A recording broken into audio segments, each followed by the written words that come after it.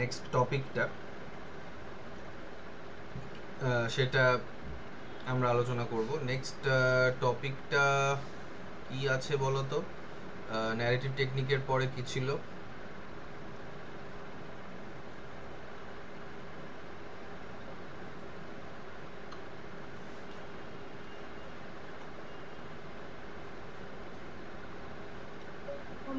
Comment on the title.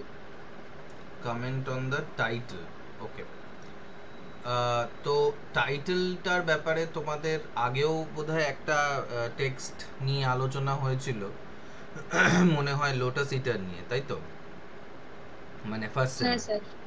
হ্যাঁ তো হ্যাঁ। ফার্স্ট সেমের যে স্ট্রাকচারটা আছে ফার্স্ট প্যারাগ্রাফের, মানে ইন্ট্রোডাকশনটা কিভাবে করবে আনসারের, সেইটা সেইটাকেই আমি বলেছিলাম যে জাস্ট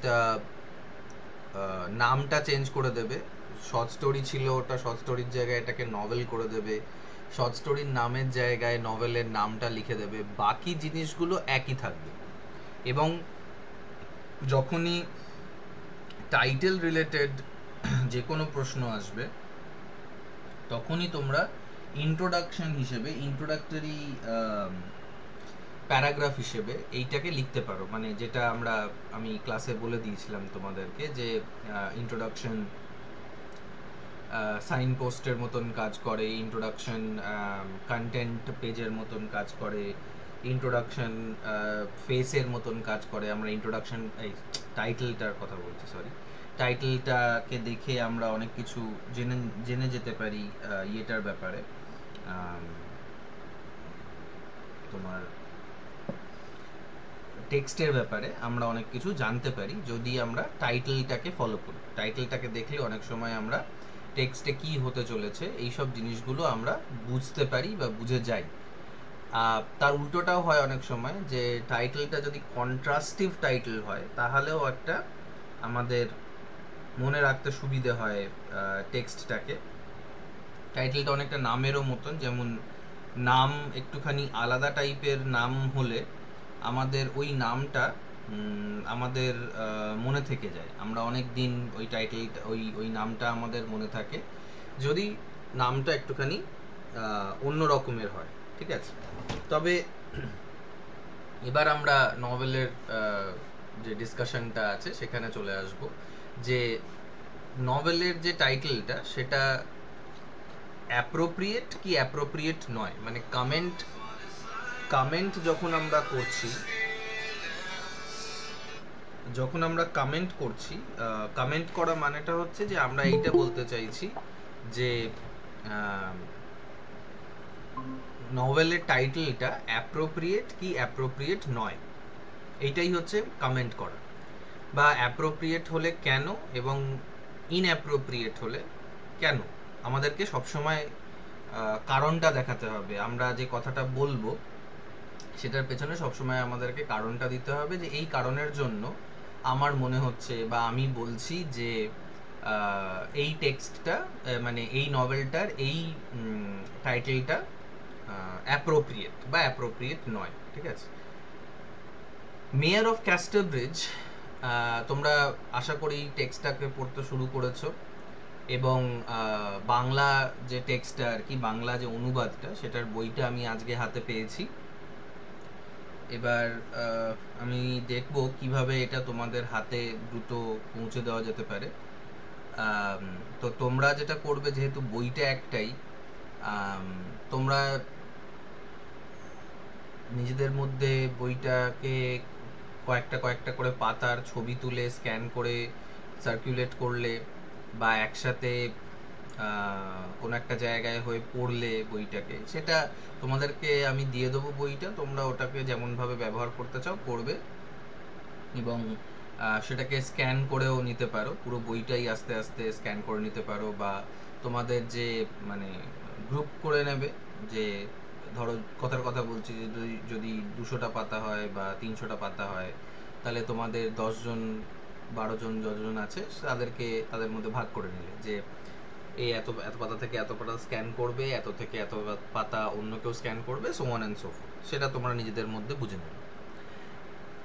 আর স্ক্যান করা হয়ে গেলে সেটাকে আমাকেও দিয়ে দেবে, যাতে পরবর্তীকালে মানে কাজে লাগানো যেতে পারে। তো টেক্সটটাকে না পড়লে, আগেই বলেছি যে টেক্সটটাকে না পড়লে মাথামুন্ডু কিছু বুঝতে পারবে না, মানে কারণ আমরা টপিক ওয়াইজ আলোচনাই করব। তো মেয়র অফ ক্যাস্টারব্রিজ যারা অলরেডি পড়েছো বা সামারিটা পড়েছো অ্যাটলিস্ট, তারা এটা বুঝতে পারছো যে টাইটেলটায় মাইকেল হেনশার্ডের ব্যাপারে কথা হচ্ছে। এবং মাইকেল হেনশার্ডের যে প্রথম জীবনটা, যেখানে ও ওর ওয়াইফকে 5 গিনিজের জন্য বিক্রি করে দেয়। আর 5 গিনিজের এই যে অ্যামাউন্টটা, এটা ইম্পর্টেন্ট ফর 2 মার্কস কোয়েশ্চেন। তো আমি যেটা তোমাদের জন্য করছি আর কি, সেটা হচ্ছে আমি ইংরাজিটা পড়ছি। ইংরাজিটা পড়তে পড়তে আমি কিছু কিছু জায়গা যেখানে আমার মনে হচ্ছে যে এখান থেকে 2 নম্বরের কোয়েশ্চেন হতে পারে, সেই জায়গাগুলোকে মার্ক করে দিচ্ছি। তোমরা আশা করি দেখতে পাচ্ছ আমার স্ক্রিনটা। তো আমার স্ক্রিনের মধ্যে এইখানে যেমন দেখো, একটা জায়গায় একটা কমেন্ট করে রেখেছি, হাইলাইট করে রেখেছি। সেইখানে বলছে যে why was it bad for rain to fall on dress which has chaff on them according to Farfrae। তো এই জায়গাটায় তার উত্তরটা আছে, যে জায়গায় হাইলাইট করে রেখেছি সেই জায়গায় তার উত্তরটা আছে, যেটা এরকম ভাবে বলছে যে and it's very bad to let rain come upon clothes when there is chaff on them, it washes in and spoils them। তো ফারফ্রে এটা এলিজাবেথ জেনকে বলছে। এবং এরকম অনেকগুলো জায়গা আছে যেখানে আমি মার্ক করে করে রাখছি আর কি, ইম্পর্টেন্ট জায়গাগুলো। এখানেও যেমন নেম অফ দ্য ইন, কোন কোন ইনে তাদের দেখা হওয়ার কথা বা কোন ইনের ব্যাপারে কথা বলা হচ্ছে। আর একটা প্রশ্ন আছে, why did Elizabeth think that Mr. Farfrae is anxious to return to Scotland। তো এই ডায়লগটা যদি আমরা পড়ি তাহলে সেখান থেকে আমরা বুঝে যাব যে এরকমই। এটা তোমরা বুঝতেই পারছো যে মানে অ্যাকর্ডিং টু দ্য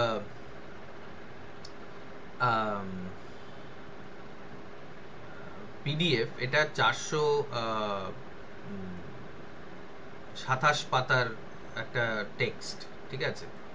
তো 427 পাতার টেক্সট তে প্রশ্ন 100-র উপরেও হয়ে যেতে পারে, কিন্তু কিছু কিছু গুরুত্বপূর্ণ প্রশ্ন হবে যেগুলোকে আমরা বেছে নিতে পারবো গ্র্যাজুয়ালি। তার মধ্যে একটা হচ্ছে তোমার ওই কত টাকার জন্য মাইকেল হেনশার্ড তার স্ত্রী সুজানকে বিক্রি করে দেয়। তো এইখানে এই প্রশ্নের উত্তরটা মনে হয় আছে, আমি দেখছি, এটা এরকম ভাবে সার্চও করা যেতে পারে। হ্যাঁ, 5 গিনিজ, এই যে এই জায়গাটায়, ঠিক আছে। গিনি মানে হচ্ছে ওই সোনার কয়েন। সৈকত এটা দেখতে এই মুহূর্তে পাবে না, কিন্তু তুমি ইউটিউবে যখন ক্লাসটা আপলোড হয়ে যাবে তখন তুমি দেখতে পাবে এই জায়গাগুলো, কারণ এটাও আমি বইটাও দেখাচ্ছি, আমার কাছে যে পিডিএফটা আছে সেখান থেকেই আমি দেখাচ্ছি। তো 5 গিনিজ তে মাইকেল হেনশার্ড তার স্ত্রীকে বিক্রি করে দেয় একজন সেলারের কাছে, নিউসেন তার নাম। তো এই নামগুলো, এই গুরুত্বপূর্ণ কথাগুলো আমাদের কাছে ইম্পর্টেন্ট। তো আমরা এগুলোকে আমি মানে আমার পিডিএফটার মধ্যে হাইলাইট করতে থাকছি। আর কিন্তু আমি এখনো এটা খুব একটা বুঝে উঠতে পারিনি যে এটাকে তোমাদের সাথে কিভাবে শেয়ার করব যাতে তোমরা মানে আপডেটেড ডকুমেন্টটা দেখতে পাও। এটা একটুখানি ভাবতে হবে আমাকে, যাতে তোমরাও তোমাদের টেক্সটগুলোতে এই জায়গাগুলো মার্ক করে নিতে পারো, কোয়েশ্চেন্সগুলো লিখে নিতে পারো, কোয়েশ্চেনের আনসার্সগুলো লিখে নিতে পারো। আবার আর একটা জিনিস যেটা করতে পারো, আমি জানি না মানে 2 নম্বরের প্রশ্ন বা 5 নম্বরের প্রশ্নই আসবে কিনা, কারণ এখনো আমাদের কাছে কোনো কিছু ডাইরেকশন নেই, মানে বর্ধমান ইউনিভার্সিটির কোনো ডাইরেকশন নেই যেখানে ইয়েটা বলা রয়েছে, মানে প্যাটার্নটা বলা রয়েছে। বাট সিবিসিএস এর যে প্যাটার্ন ছিল 2 নম্বর 5 নম্বর 10 নম্বর ব্রড, 10 নম্বর 5 নম্বর ছোট আর 2 নম্বর অবজেক্টিভ, সেটাকেই যদি ফলো করা হয়, সেরকম যদি কিছু থাকে, তাহলে আমাদের ছোট বড় এবং ব্রড সবকটাই আমাদেরকে উত্তর করার জন্য প্রস্তুত থাকতে হবে। তো ব্রডের গুলো আমি আলোচনা করছি, বাট 2 নম্বর এবং 5 নম্বরগুলো মানে ক্লাসে মানে এইভাবে বলে শেষ করা যাবে না, তাই তোমাদেরকে একটুখানি এফার্ট দিতে হবে এবং টেক্সটটাকে পড়তে হবে। যাই হোক, তো আমরা দেখতে পাচ্ছি, আমি আপাতত শেয়ারিংটা স্টপ, আচ্ছা থাক, স্টপ করার দরকার নেই। তো মেয়ারটা হচ্ছে মাইকেল হেনচার্ড। ওর প্রথম জীবনে, ও প্রথম দিকে, নভেলের প্রথম দিকে ফার্স্ট সেকশন বা ফার্স্ট চ্যাপ্টারে ওর প্রথম জীবনে যা ও ভুল ভ্রান্তি করে সেগুলো সব মেনশন করা রয়েছে। তারপরে ও ক্যাস্টার ব্রিজ বলে একটা জায়গায় চলে আসে এবং ওই ক্যাস্টার ব্রিজ বলে জায়গাটায় এসে সে ওখানকার মানে নিজে খুব খাটাখাটনি করে, খুব মেহনত করে, তো হার্ড ওয়ার্কিং বলে, অনেস্ট বলে সে ওখানকার মেয়র হয়ে যায়। এবং এই মেয়র অফ ক্যাস্টার ব্রিজের একটা ব্যাপার হচ্ছে যে মদের নেশায় ও অ্যাকচুয়ালি তার ওয়াইফকে বিক্রি করে দিয়েছিল। আমার কথা মাঝে মাঝে শুনতে পাচ্ছ না কে? পল্লবী, এটা হ্যাঁ কি সবারই এটা কি সবারই সমস্যা হচ্ছে না শুধু পল্লবীর হচ্ছে? বল সবাই। মাঝে মাঝে স্যার কাটা কাটা আসছে দেখলাম। ও, সবারই হচ্ছে, জানি না এখন। ঠিক আছে স্যার। ঠিক আছে, যেটা মানে অসুবিধে হবে যখন তখন বলবে, আমি আবার রিপিট করব। ওকে, সো আমি আপাতত স্ক্রিন শেয়ারিংটাও বন্ধ করে দিলাম, মেবি ওটার জন্য হতে পারে। তো ফার্স্ট প্যারাগ্রাফ যেটা হবে তোমাদের ওই টাইটেলের মতন করে বলে দেবে। টাইটেলের যেটা আগে বলেছিলাম সেরকমই জিনিসটা থাকবে। তারপরে সেকেন্ড প্যারাগ্রাফে তোমরা এটা বলা শুরু করবে যে মেইন যে ক্যারেক্টারটা নভেলের, সে হচ্ছে মাইকেল হেনচার্ড। মাইকেল হেনচার্ড হচ্ছে তোমার মেয়র অফ ক্যাস্টারব্রিজ, এবং পুরো ঘটনাগুলো, যা কিছু ঘটনা হচ্ছে এই নভেলটার মধ্যে, সবই ঘটনাগুলো হচ্ছে তোমার হ্যাঁ,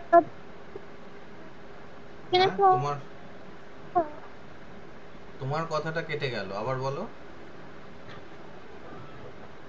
অসুবিধা হচ্ছে?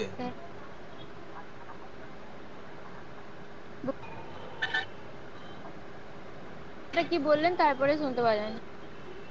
কোথা থেকে শুনতে পাওনি?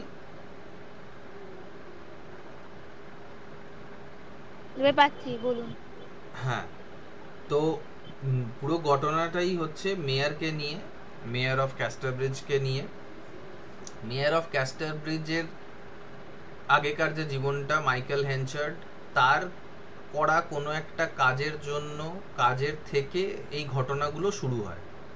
যদি তখন ওই কাজটা না করতো, মানে মাইকেল হেনচার্ড ওরকম মদ খেয়ে নিজের স্ত্রীকে বিক্রি না করে দিত, তাহলে হয়তো এই পুরো যে ঘটনাগুলো ঘটছে এটাই হতো না। তো মাইকেল হেনচার্ডকেই বলা যেতে পারে he is the main character of the novel, এবং যা ঘটনাগুলো ঘটছে সবই এই মেয়র অফ ক্যাস্টারব্রিজকে ঘিরেই হচ্ছে। ঠিক আছে, তাই জন্য টাইটেলটা appropriate, because it reflects the main events of the story which center round the main character of the novel, that is Michael Henchard. কি ঘটনা এই মাইকেল হেনচার্ডকে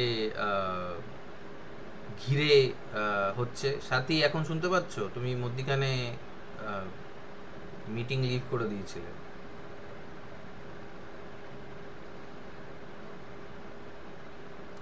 সাথী, এই সাথী বলছি। ও হ্যাঁ, সাথী মিটিং লিড করেছিলে। সাথী আছো?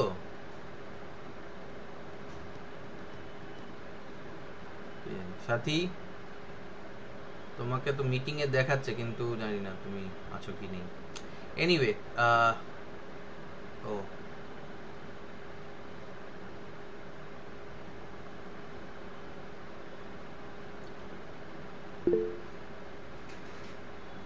হ্যাঁ, আমার ইয়ে কেটে গেছিল, নেটওয়ার্কটা চলে গেছিল। এখন শুনতে পাচ্ছো?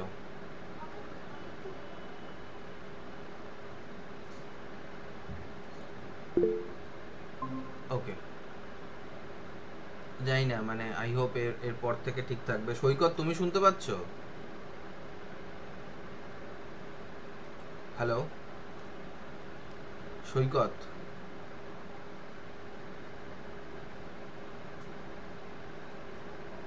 হ্যালো সৈকত, হ্যালো সৈকত, তুমি ফোনে আছো দেখছি, কিন্তু তোমার আওয়াজ আমার কাছে আসছে না। তুমি থাকলে আনমিউট করে কথা বলো, যে তুমি শুনতে পাচ্ছ কিনা। জানি না যে কি প্রবলেম হচ্ছে। ওকে, আমি যেটা বলছিলাম আবার বলছি। সেকেন্ড প্যারাগ্রাফে, কয়েকটা প্যারাগ্রাফে তোমাদের আনসার হবে। আশা করি তোমাদের 10 নম্বরেরই কোয়েশ্চেন হবে। 10 নম্বরের কোয়েশ্চেনে 500 থেকে 600 ওয়ার্ডের বেশি লেখার প্রয়োজন নেই, টু দ্য পয়েন্ট আনসার্স করবে। তো টাইটেলটা এই জন্য অ্যাপ্রোপ্রিয়েট, কারণ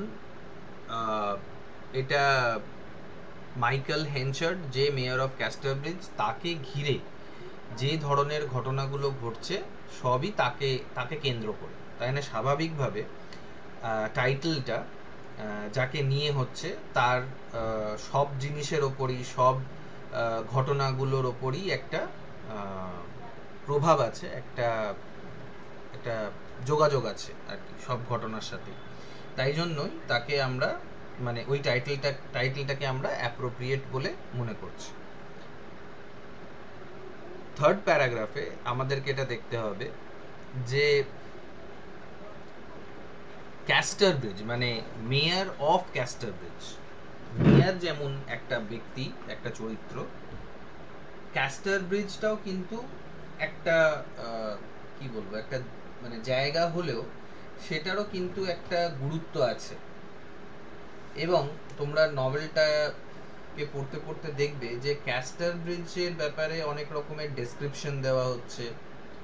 ক্যাস্টারব্রিজ অ্যাকচুয়ালি ছিল হচ্ছে একটা রোমান সেটেলমেন্ট, মানে রোম যখন ইংল্যান্ডের ওপর রাজত্ব করছিল, ব্রিটেনের ওপর রাজত্ব করছিল, তখন ওরা একটা অ্যাম্ফি থিয়েটার বানায়। অ্যাম্ফি থিয়েটার হচ্ছে এমন একটা থিয়েটার, এমন একটা খেলা দেখার জায়গা যেটা এরকম গোল টাইপের হয়, ঠিক আছে?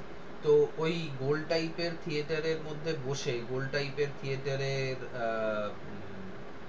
তে আমরা অনেক রকমের মানে তখনকার লোকেরা, রোমান যে রাজা বা ওদের যারা লোকজন ছিল, তারা খেলা দেখত। তো সেরকম একটা ক্যাস্টার ব্রিজও রয়েছে। এবার ক্যাস্টার ব্রিজের যে ব্যাপারটা, সেটা অ্যাকচুয়ালি ওরকম ওর নামে কোনো সত্যি গ্রাম আছে কিনা ইংল্যান্ডে সেটা আমি জানি না, সেটাকে ফাইন্ড আউট করতে হবে। তবে আমার ধারণা নেই, কারণ এটা একটা imaginary place, but it is based on, তোমাদেরকে একটা নাম বলেছিলাম, সেই নামটা কেউ বলতে পারবে যে নামটা কি ছিল, যেটার উপরে ওয়েসেক্স নভেলস বা এই ক্যাস্টার ব্রিজ বেস করা হয়েছে? ওয়েসেক্স বলে যে জায়গাটা, সেটা? ওয়েসেক্স জায়গাটা তো কাল্পনিক, সেটা কোন জায়গার উপর বেস করা, অ্যাকচুয়াল কোন জায়গার উপর বেস করা, এটাও 2 নম্বরের প্রশ্ন আসতে পারে। যদি 2 নম্বরের প্রশ্ন থাকে তোমাদের, তাহলে এটা কিন্তু ধরেই রাখো যে আসবেই।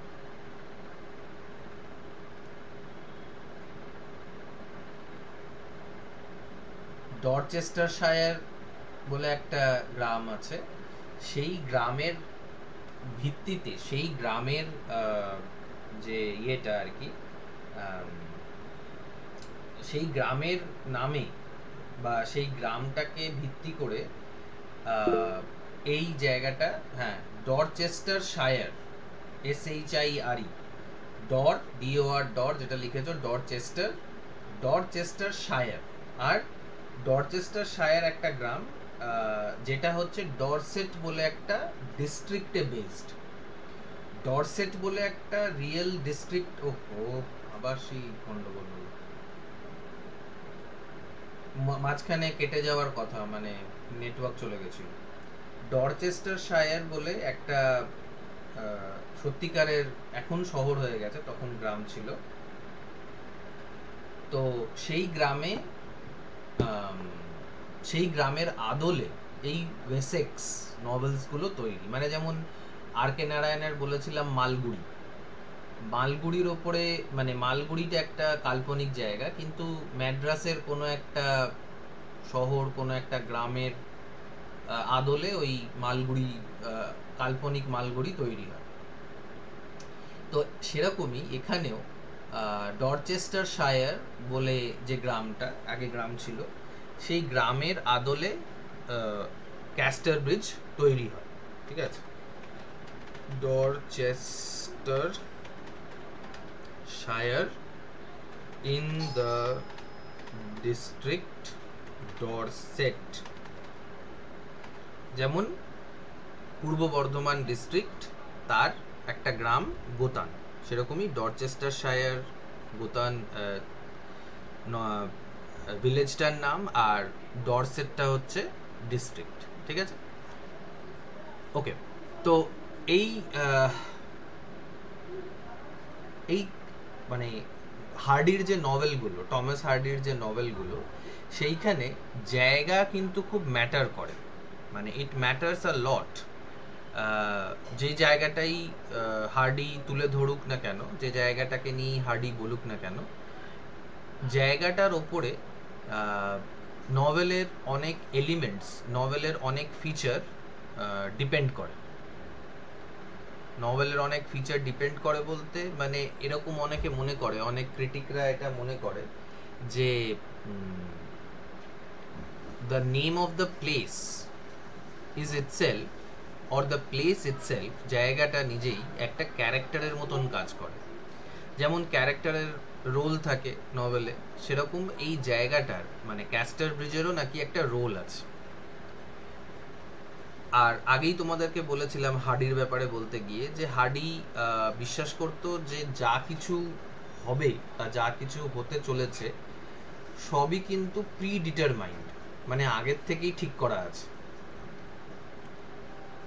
হার্ডি এমন একটা ইয়েতে বিশ্বাস করতো, এমন একটা ইউনিভার্সে, এমন একটা জগতের কথা হার্ডি বিশ্বাস করতো,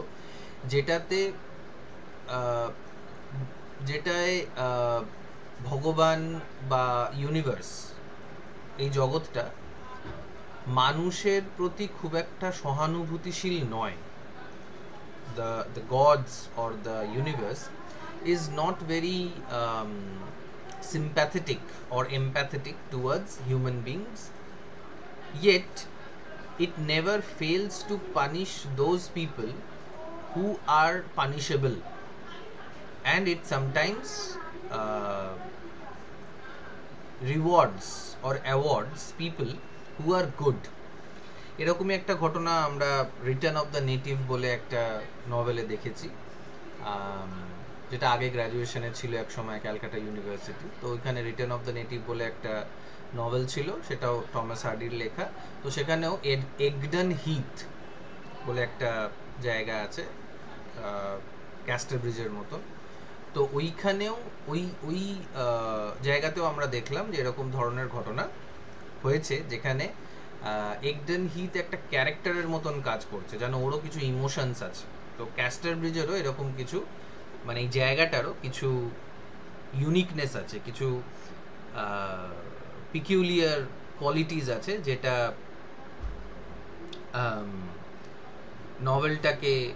নভেলে ক্যাস্টার ব্রিজকে একটা ক্যারেক্টার হিসেবে শো করতে পারে, ক্যারেক্টার হিসেবে দেখাতে পারে।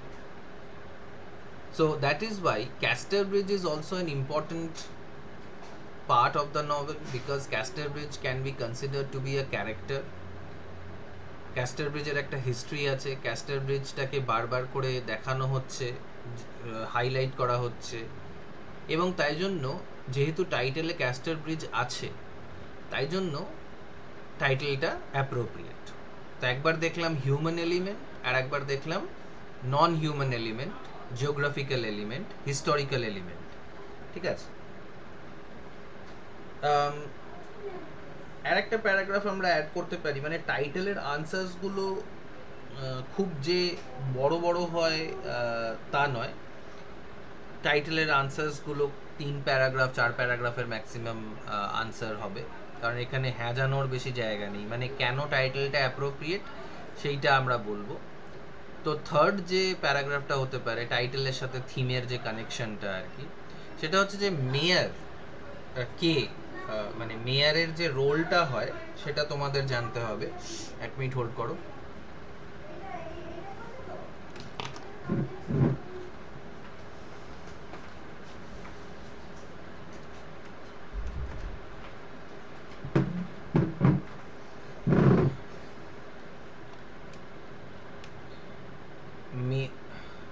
মেয়ারের রোল, হু ইজ আ মেয়ার, কে বলতে পারবে? মেয়ার কাকে বলে? মেয়ার মানে কি? মেয়ার কে হয়? কোথায় দেখেছো এই জায়গাটা? মানে এই নামটা নিশ্চয়ই, এই পোস্টটা, এটা একটা পোস্ট, এই পোস্টটার ব্যাপারে কে জানো?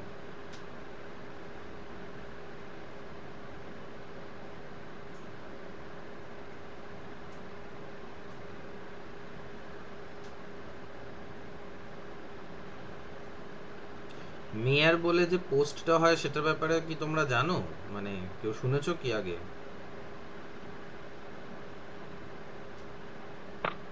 না, আমাদের এখানে যেমন সেই পঞ্চায়েত প্রধান হয় সেই টাইপের জিনিস কি?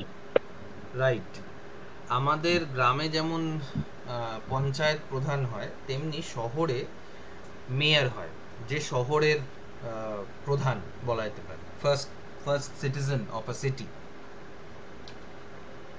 তার উপরেও আবার মানে মেয়র এর যে কাজটা সেটা আমাদের দেশে খুবই নগণ্য বলা যায় নেগলিজেবল হয়, কিন্তু বিদেশে মেয়র মানে হচ্ছে all in all of a particular place, of a particular city or a particular village. মেয়রকে ইলেক্ট করা হয় এবং মেয়র পুরো মানে সিটিটার জন্য, পুরো ভিলেজটার জন্য মেয়র ইজ কমপ্লিটলি রেসপন্সিবল, এবং মেয়রের কথাই শেষ কথা হয় সাধারণত।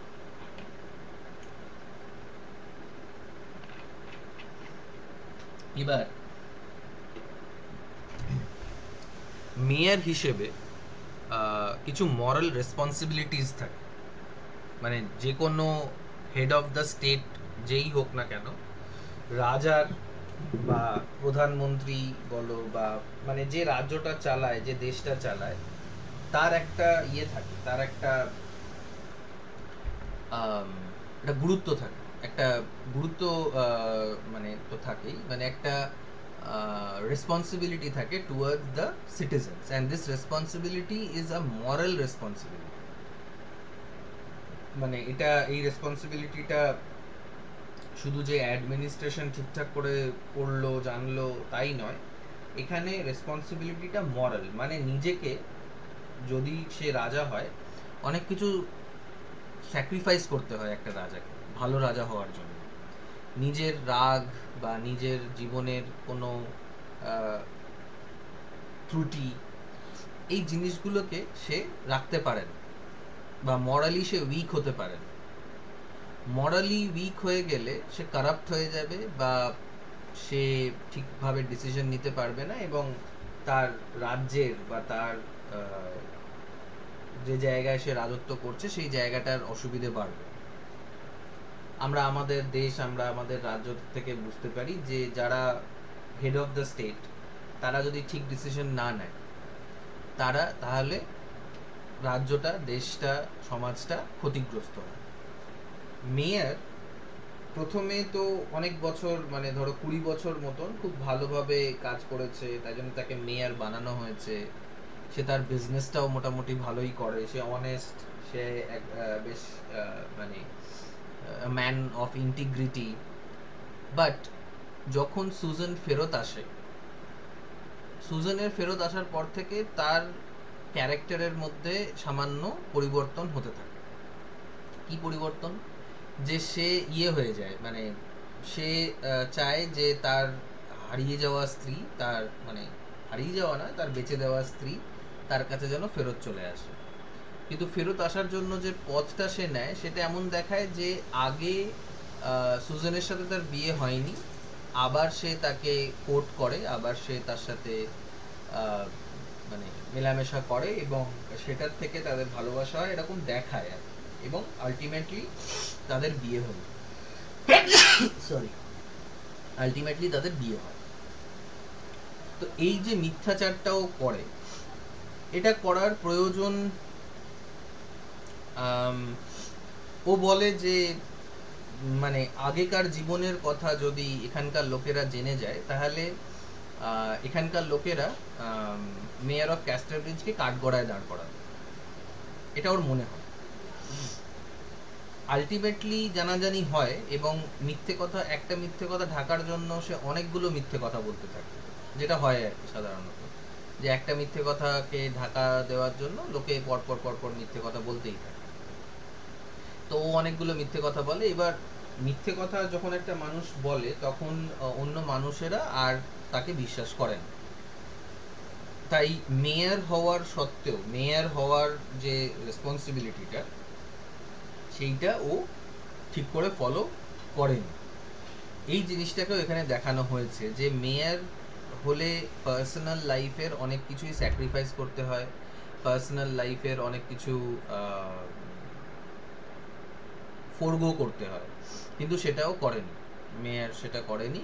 এবং সেটার জন্য তার পারিবারিক দিক থেকে অনেক সে লাঞ্ছিত হয় এবং সাধারণ মানুষও তাকে বিদ্রূপ করে, সাধারণ মানুষও তাকে দোষী সাব্যস্ত করে।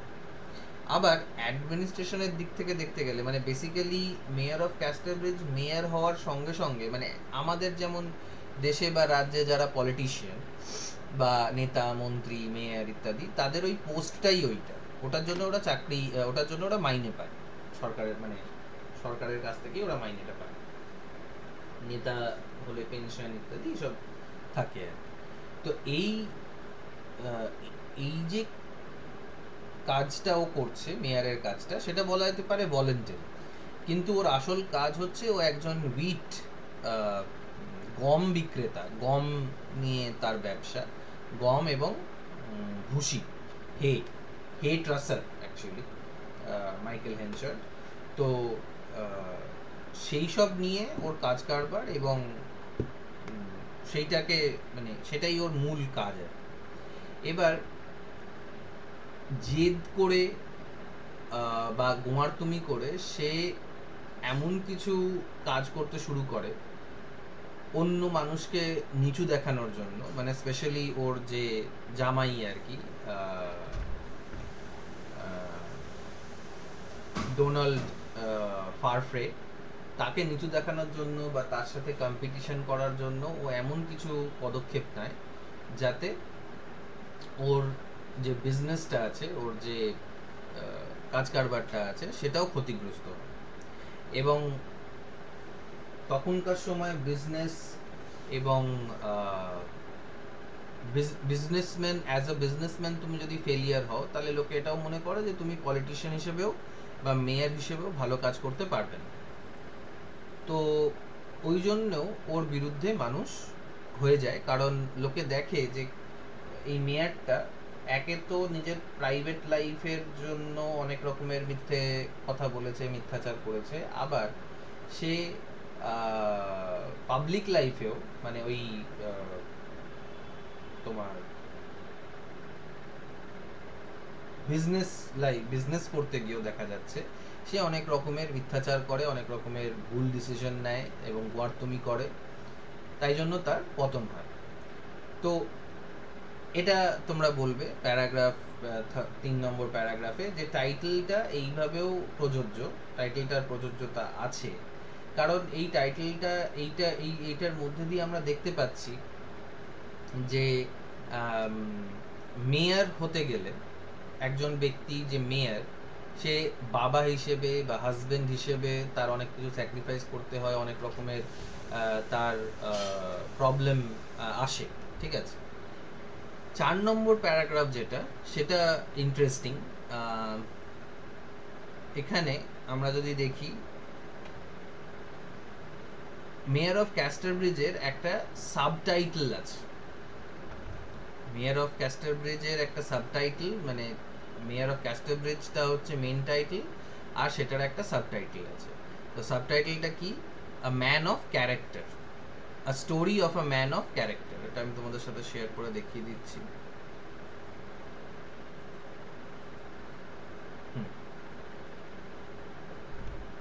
The Mayor of Casterbridge, a story of a man of character. Title বলতে গেলে সাবটাইটেলটাও আমাদেরকে বলতে হবে। সাবটাইটেলটা বেশিরভাগ ক্ষেত্রে একটা টাইটেলের এক্সপ্লেনেশন হয়, মানে টাইটেলটা কেন এরকম সেইটা অনেক সময় সাবটাইটেলের মাধ্যমে আমরা জানতে পারি যে টাইটেলটা এরকম কেন, ঠিক আছে। তো সাবটাইটেলটা বলা হচ্ছে the story of a man of character. তো এই যে ম্যান অফ ক্যারেক্টার মানে তার ব্যক্তিত্ব, গল্পটা হচ্ছে একটা ম্যানকে নিয়ে, মেয়র অফ ক্যাস্টারব্রিজকে নিয়ে। মেয়র অফ ক্যাস্টারব্রিজ অ্যাকচুয়ালি কে? মাইকেল হেনচার্ড, তার গল্প এটা। তো স্বাভাবিকভাবেই সাবটাইটেলটাও এটাই হাইলাইট করছে যে এটা একটা মানুষের গল্প, তার জীবনে কি কি ঘটনাগুলো ঘটলো সেইগুলোকে নিয়ে গল্প। তো স্বাভাবিকভাবে যদি একটা মানুষকে নিয়ে গল্পটা হয়, তাহলে টাইটেলটা মানুষের নাম না হয়ে টাইটেলটা মানুষের ডেজিগনেশন দেওয়া হয়েছে। এখানে তোমরা একটা জিনিস বলতে পারো, মানে এটা একটা ক্রিটিসিজম বলা যেতে পারে, মানে আমাদের তরফ থেকে একটা কথা বলা যেতে পারে, আমাদের ওপিনিয়ন হতে পারে এটা, মানে এটা আমার ওপিনিয়ন, তোমরা এটাকে ব্যবহার করতেও পারো নাও করতে পারো। সেটা হচ্ছে যে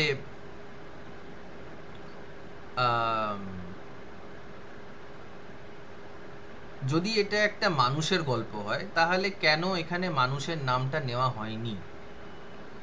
এখানে তাহলে উচিত ছিল মাইকেল হেনচার্ড নাম হওয়া নভেলটা, কারণ অনেক সময় এরকম আমরা দেখেছি যে মূল যে চরিত্র থাকে সেই মূল চরিত্রের নামে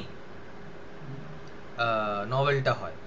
এক্ষেত্রে আমরা দেখছি যে মূল চরিত্রের নামের নয়, মূল চরিত্রের ডেজিগনেশনের ওপরে নভেলটা। তবে এটার একটা প্রেসিডেন্স আছে, এটা এরকম ধরনের যে এটা যে প্রথমবার হচ্ছে তা নয়, যে কারোর ডেজিগনেশন দিয়ে তার পদবি বা তার কাজের কথা বলে নভেল লেখা হয়েছে। তো এরকম একটা নভেল আছে যেটার নাম হচ্ছে the count of Monte Christo. The count of Monte Christo, তারপরে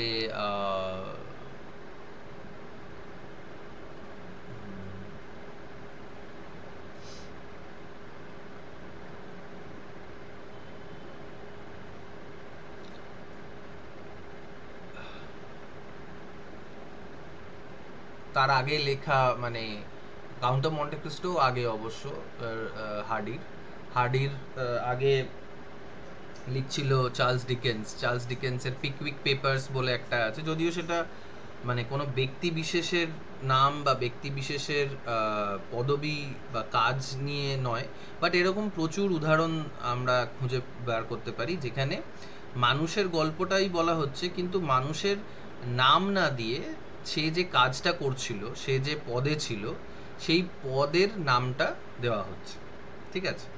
তো এখানেও তাই দেওয়া হচ্ছে যে সাবটাইটেলটা আলোচনা করতে গিয়ে আমরা এই কথাটা বলবো যে এটা মানুষের নাম না দিয়ে এটা আলটিমেটলি একটা পদবীর নাম দেওয়া হচ্ছে, একটা কাজের নাম দেওয়া হচ্ছে। ফাইনালি আমরা কনক্লুশন করতে পারি এটা যে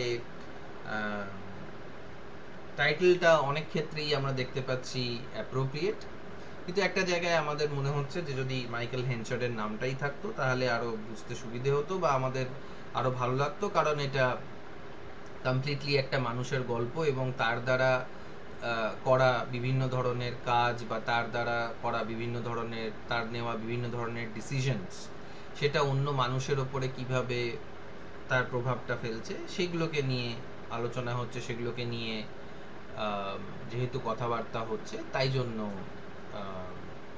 এই এই মানে নামটা important rather than the the post. But technically যদি ভাবা হয় তাহলে দ্য মেয়র অফ ক্যাস্টারব্রিজ খুবই শর্ট একটা নেম, আর এটাকে মনে রাখতে আমাদের খুব একটা অসুবিধে কিছু নেই। আমরা খুব সহজেই মেয়র অফ ক্যাস্টারব্রিজ নামটা মনে রাখতে পারি। নামটা জটিলও নয়, আর নামের মধ্যে মানে যে কটা সিলেবল আছে সেটার মধ্যেও একটা বলা যেতে পারে ব্যালেন্স আছে, ঠিক আছে? তো তোমরা প্রসরি অলরেডি পড়েছো, তোমরা জানো যে সিলেবল কটা হতে পারে এটার মধ্যে। সৃজিতা বলো তো কটা সিলেবল আছে মেয়র অফ ক্যাস্টারব্রিজের মধ্যে?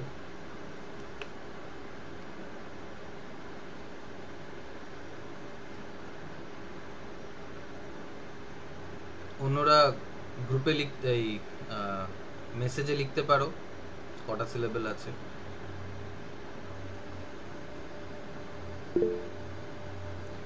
ছটা বলো সাথী। 8টা। 8টা? কি কি বলো? হ্যাঁ, বলো। ওই দা, দ্য মেয়র অফ ক্যাস্টারব্রিজ, মে, আর হ্যাঁ 3টে হলো। অফ, অফ অফ, 4টে, হ্যাঁ। ক্যাশ, ক্যাশ, স্টার, হুম হুম,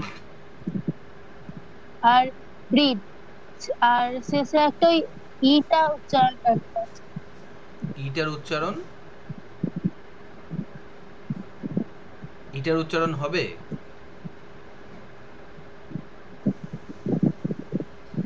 মনে হচ্ছে হবে না। হবে না? তাহলে 6টা কেন বলছো? সাথীও 6টা বললো। 6টা।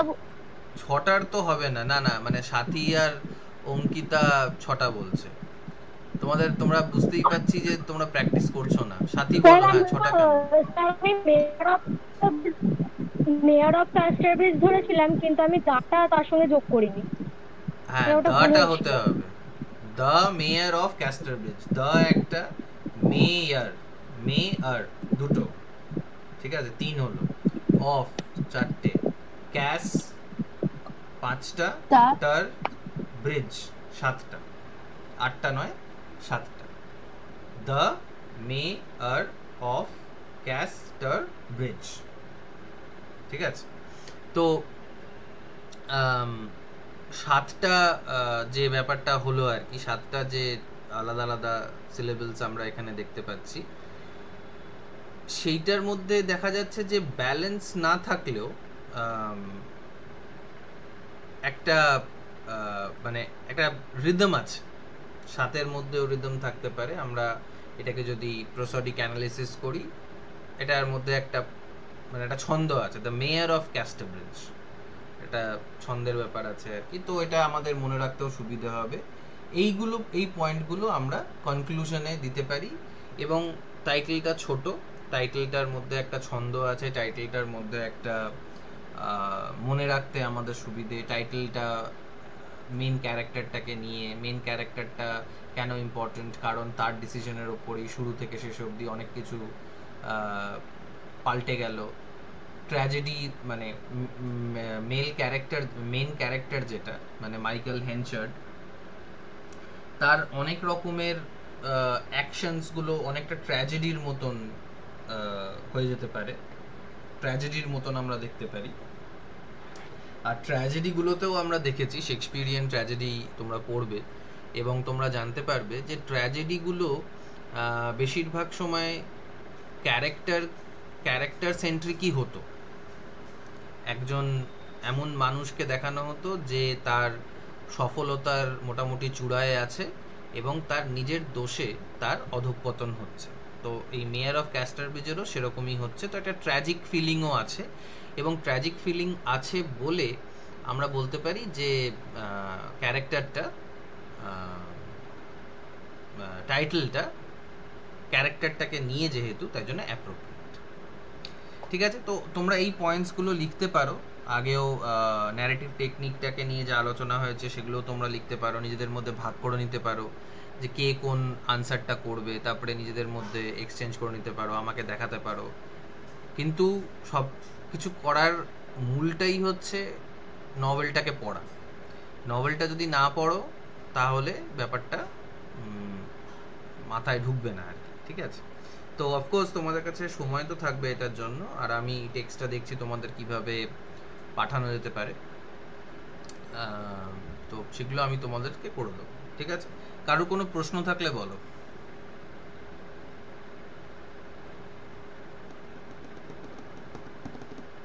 এটার থেকে, আগেরটার থেকে। স্যার ওই যে টাইটেলের যে ফার্স্ট প্যারাটা বললেন ওটা আপনার কাছে কি লেখা আছে? ওটা তোমাদেরকে লিখিয়ে দিইনি? না, লেখানো নেই। ওটা তো তোমাদেরকে আমি ওই লোটাস ইটার পড়াতে গিয়ে বলে দিয়েছিলাম। আচ্ছা ঠিক আছে, লিখে নাও টাইটেলটা, মানে ফার্স্ট প্যারাগ্রাফটা লিখে নাও।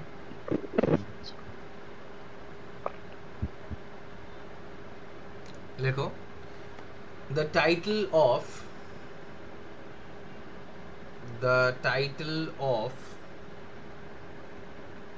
এবার টাইটেল অফ বলে অবলিক দিয়ে দিয়ে লিখবে, short story oblique novel oblique poem oblique drama, play, drama নয় প্লে। ঠিক আছে, যখন যেটা প্রযোজ্য তখন সেটা লিখবে। দ্য টাইটেল অফ এই ক্ষেত্রে novel, the title of the novel, the title of a novel acts, acts, acts like a signboard,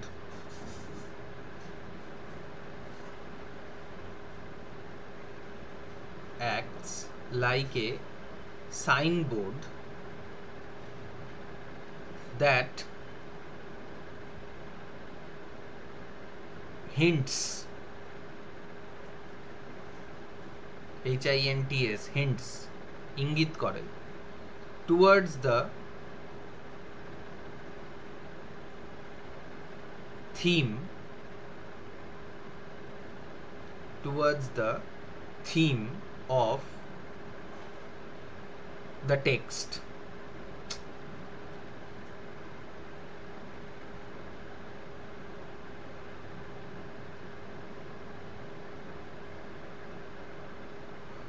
কেটে গেছিল মধ্যখানে, towards the theme of the text. কোথা থেকে বোঝা যাচ্ছে না অঙ্কিতা?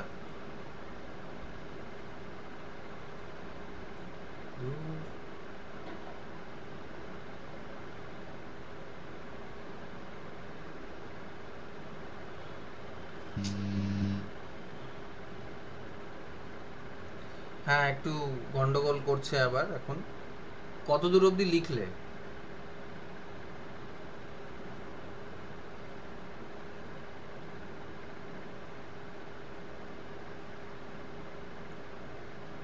না, এই গন্ডগোল হতেই থাকবে।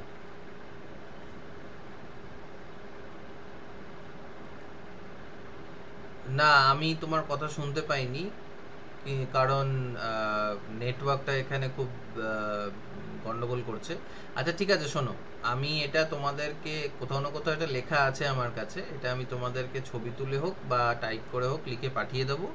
তোমরা মানে যখনই এই প্রশ্ন কিছু আসবে আর কি, টাইটেল রিলেটেড কোনো প্রশ্ন আসবে, তখন ওইটাই ওই ফার্স্ট প্যারাগ্রাফটা ওইভাবে ব্যবহার করবে। ঠিক আছে, ওকে।